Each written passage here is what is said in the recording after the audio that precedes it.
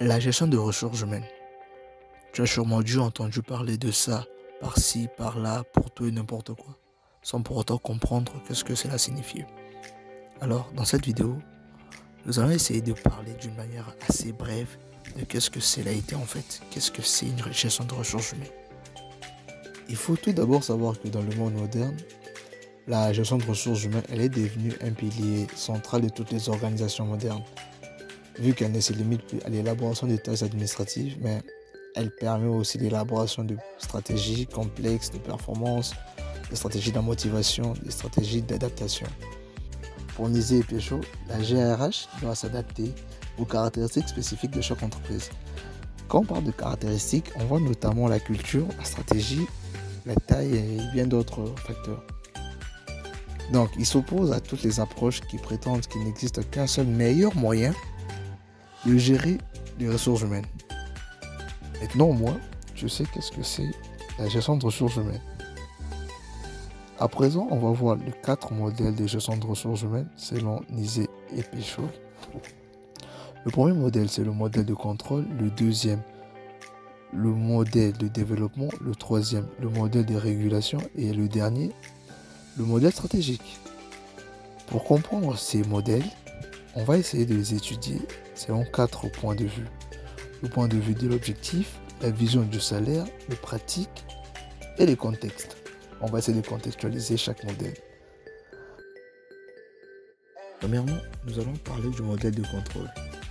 Comme nous l'avions si bien dit, pour expliquer tous ces modèles, on va les expliquer selon 4 axes. L'axe c'est l'objectif, la vision du salarié, les pratiques de l'entreprise et les contextes typiques. Pour les objectifs, on constate qu'ici, les entreprises visent plus à maximiser leur productivité ainsi que leur performance. Dans ce même modèle, le salarié est considéré comme un instrument au service des objectifs économiques de l'entreprise. En ce qui concerne les pratiques, on constate souvent un contrôle très strict, une surveillance assez élevée par rapport à la moyenne et des règles très rigides. Notamment, ce sont plus des entreprises tayloriennes, des grandes chaînes de production qui se retrouvent dans ce genre de modèle. Puis deuxièmement, nous avons le modèle de développement. Dans ce modèle, les entreprises favorisent l'épanouissement et la motivation du personnel. Ici, les salariés sont considérés comme une personne valorisée, capable de se développer. Deuxièmement, nous allons parler du modèle de développement humain, ou encore l'humaniste. Dans ce modèle, les entreprises favorisent plus l'épanouissement et la motivation du personnel.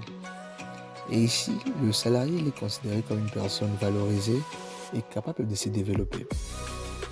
Les pratiques de ce type de gestion de ressources humaines est caractérisée par la formation, le coaching, la gestion de carrière et la communication. C'est le cas des entreprises qui valorisent la qualité de vie des travailleurs et des entreprises innovantes. Troisièmement, nous allons parler du modèle bureaucratique, le modèle de régulation. Ce modèle assure la stabilité, la légalité et la justice interne de l'entreprise. Au sein de ce modèle, on constate que le salarié est considéré comme un agent soumis aux règles établies par l'entreprise. C'est notamment le cas des administrations publiques, des entreprises fortement syndiquées et ainsi de suite.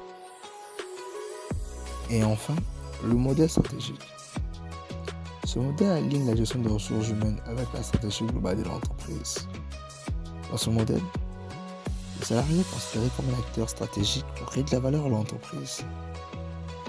Notamment dans ce modèle, on constate la mise en pratique de certaines pratiques telles que les pratiques liées à la gestion prévisionnelle, les pratiques liées à la gestion des compétences, la gestion de recrutement ciblé et les pratiques liées à la gestion des indicateurs des ressources humaines. C'est notamment le cas des grandes entreprises privées.